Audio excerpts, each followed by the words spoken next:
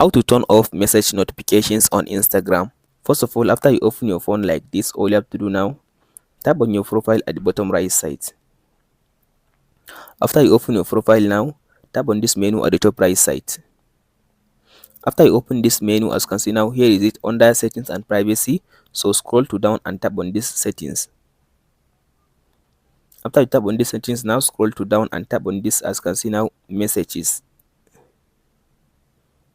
So after you open these messages, as you can see now, here is the option. As you can see now, go ahead and turn off this option. As you can see, here is it, go ahead and turn them off. As you can see now, just change it to off. As you can see now, off, change it to off this section, scroll all the way to down and turn them off. As you can see now, all of them off.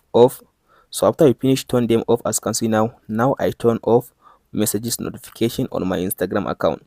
Now whoever send me a message on Instagram, I can't be able to get a message or get a notification that someone sent me a message. But if I open my Instagram, I can be able to see his message on my Instagram.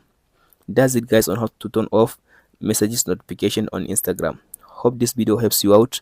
Don't forget to like and subscribe. Thank you for watching guys.